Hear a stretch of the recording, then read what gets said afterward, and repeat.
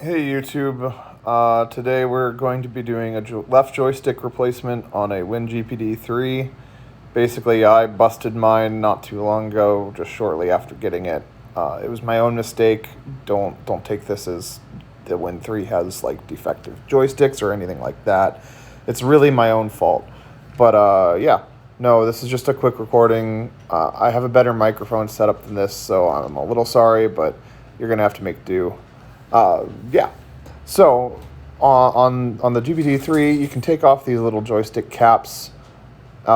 They come off pretty easily and aren't a big deal to just pop off. And you're going to want to pop yours off if you're going to be doing this repair. Trying to do this repair with them ons just is not feasible. I also recommend something like a roll of tape or something like that to put underneath your unit to hold it, so that the joysticks aren't riding on the table surface of whatever you're repairing it against. And you're just going to need a teeny tiny Phillips head screwdriver and maybe some sort of spudge or wedge device.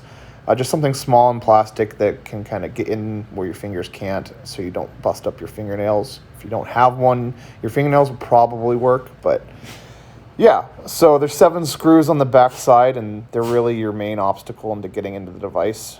You're just going to want to end up taking them off one by one, and they can be a kind of a pain in the ass sometimes to actually take out. So don't feel like it's ridiculous tapping the device or anything like that to try to get these things out and off. After you take these 7 screws out one by one, basically those are only the only screws holding the cover on. One screw will have a sticker over it on the bottom. Just punch through the sticker, you'll be fine. I think it's a warranty sticker or something. I don't know. I just punched through it. It's got a manufacturing date on it. It's not really a big deal to keep in one place. The serial sticker is probably the more important one of the two. So get all the screws out, and then once you've got all the screws out, really it's just about prying the case apart. Like I said before, you can start and try to do it with your fingernails, but if your fingernails are frail, or honestly, it's just a bad idea to try to do the whole thing with your fingernails. Like, it might be the easiest to start there, which is what you'll see me kind of do here. I'll pry into it with one of the corners that kind of already shows like a gap. And then once you get that sort of going, that sliding motion that I'm doing right here, that's really what'll screw up your nails. So honestly, be careful. At this point, just look for where the clasps are and sort of focus on trying to get the thing actually torn apart. Yeah, so it'll come apart. Just pry gently. I personally like to save the top for last. The top seems like the easiest place to sort of just unhinge it. And so you'll see once I get every other side sort of done, it sort of just starts to go. But I understand that this is probably the part that a lot of people are most uncomfortable with. It took me more or less 4 tries to sort of get to the point where I feel as good about it here as hopefully you will when you're doing it yourself. So from here, one of your major obstacles is this little daughter board. I think it's got like a speaker and a vibrator rumbler on it or something. In any case, unless you had some tweezers or something and felt like you were really delicate and able to get underneath it and undo the zero force clasp that's holding in the analog stick ribbon cable, essentially you're going to have to take it out, and you're also going to have to unscrew the trigger buttons. The shoulder button mechanism basically ends up holding the whole joystick in and kind of in place, so it has to come out. There's a ribbon cable that's attached, but personally I didn't detach it. I felt comfortable just sort of maneuvering it around. For the purpose of an educational video, it might be nice to have it out.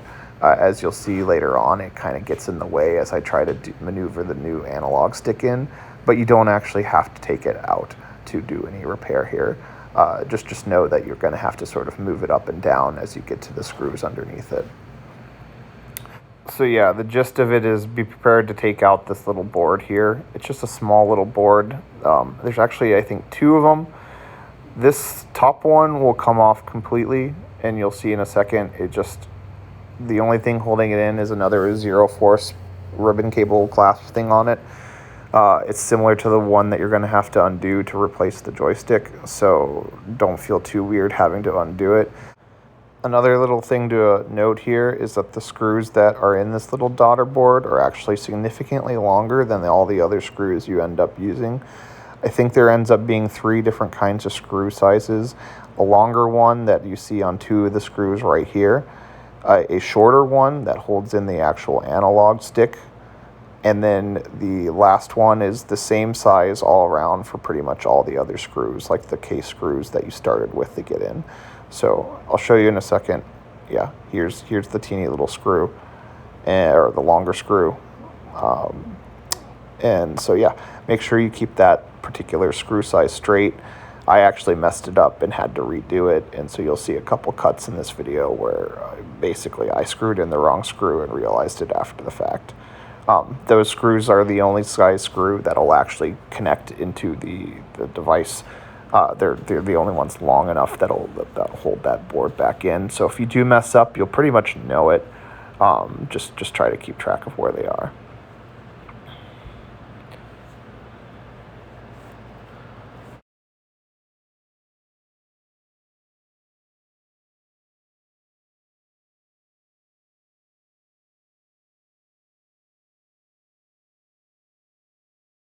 Here you'll see me kind of in denial try to take out the screws to the speaker board. It's like a second board that hides right underneath this board. So there's actually 2 boards you have to undo to get to the joystick connector. So in a moment of denial, I thought I could get to it, but I can't. So here I'll show you the little zero force clasp. You end up basically having to pull this little clasp up gently. I used a screwdriver.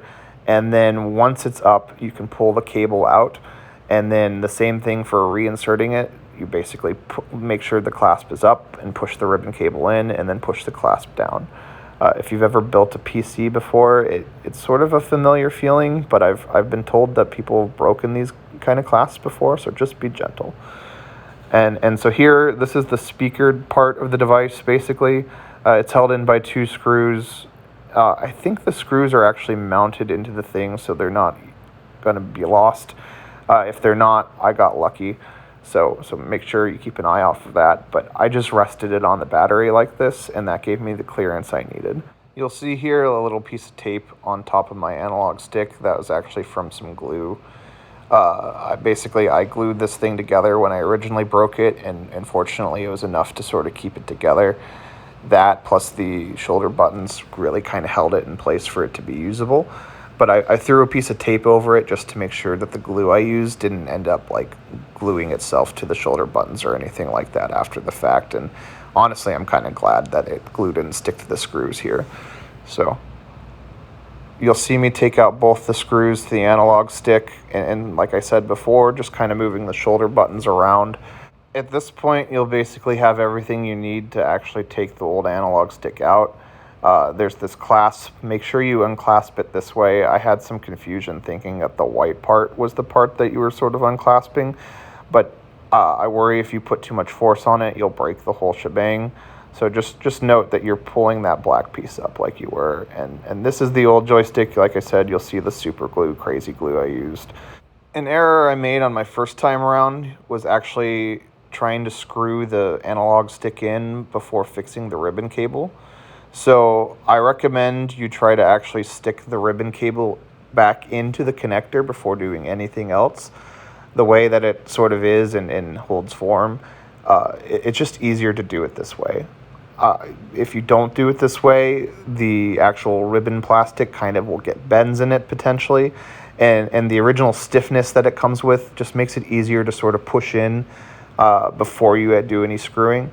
I'm confident that it probably would work the other way around, so if you've messed up, don't think that like the bends in it are going to hurt it or anything. The one that I replaced had some bends in it, and I think honestly it'd be fine, but it just ends up working a little better, even with the shoulder button, to sort of just jam it in like this versus after you had the screws. And honestly, I was a little worried I didn't get it in far enough. It was kind of hard to tell. It didn't feel right, but it worked. And honestly, there's not a lot of length that kind of it can go into in the first place, it's honestly pretty shallow.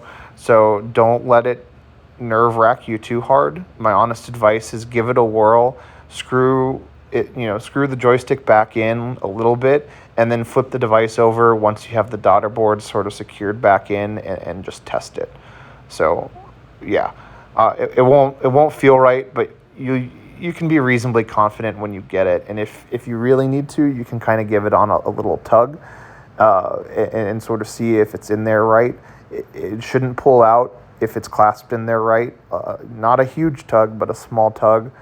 But yeah, at this point, basically, once you get it clasped in, it's more or less just putting the whole thing back together. So in reverse order, basically, you want to start with screwing in the analog stick. At that point, honestly, I would probably skip to the shoulder buttons. It just makes it easier to sort of get in and wire up. The shoulder buttons too, like I said before, they have a spring on it that you might have to like poke at a little bit with a screwdriver to sort of get the shoulder buttons back into place just right. But it's not too bad, and you'll be able to tell whether or not you have it right before you have it all screwed down.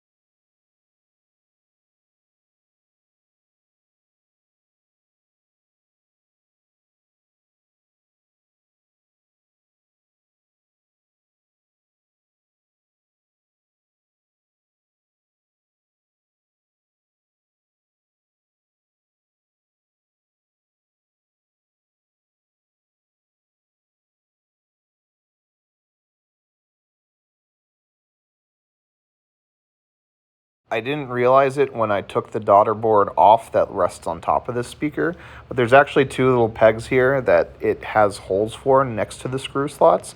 So when you're getting the daughter board back on, try to see these and remember them so you get it aligned. I had a little bit of trouble trying to get it all back together. Definitely start with the ribbon clasp first. If you get the ribbon cable clasped in, it's easier to do that than trying to do it with the screws in first, kind of like the joysticks. But yeah, sorry for the bad camera angle here. This is me trying to get the clasp back on the daughter board. But yeah, I don't really know what I'm doing in terms of video, so I'm just glad that I got even an angle of it at all. You push that little white thing back down, and then get the little pegs in place. It's a little hard and a little annoying, and like I said before, make sure you have the right screws. I did not the first time around, and it took me a couple of attempts to get this right. Yeah, between that and just making sure it's all in place, once you get it in, it's pretty easy. And the last bit of advice while I got you here, probably thinking about potentially screwing this thing back together, is definitely take a moment to get all the internal pieces screwed in, but then turn it on and test things to make sure that it's booting up as expected. The joystick is working as expected, the clasps to all the cables are all on, and everything is working soundly, because honestly, trying to pull it back apart again and take the case off, and even not even just screws, but just the clasp on the case to the backside, It's annoying enough that I learned my lesson the first time that I got something wrong, that basically just boot it up, fire up whatever app will give you the tests that you need, whether it's playing a game or a diagnostic app. And then at that point, once you're sure everything's good, put the backside back on. Don't over eagerly jump into putting it all together only to find out that you have to take it back apart and make some minor adjustments. I've seen things like the ribbon cable basically not being in right, basically causing the up or down input to not work right or something like that. The joystick will like hug the left side all the time or just not be responsive because you didn't clasp it in right. So just consider all that before you get it all screwed back together, and then at this point, you can just basically put it back together and enjoy your fixed unit. I really hope this video helps someone. I know that when I set off to do this repair myself, I didn't have a lot of experience in repairing electronics at all, and I had spent so much money on this thing that I just wanted to make sure that I fixed it in a way that I felt comfortable doing. And so I think that anybody who has a screwdriver is basically in a place to do this repair themselves. Just make sure you get the joystick off of their AliExpress site or whatever. And yeah, thank you so much for watching. I hope this helps somebody. Yeah, it's the video I wish I had prior to starting. So cool. Sorry that it's a little rough. If you have any questions, feel free to try to comment or get in touch with me. I lurk the GPD Win3 Discord, so that's another good resource. I'll post this link here, and hopefully this video helps someone out.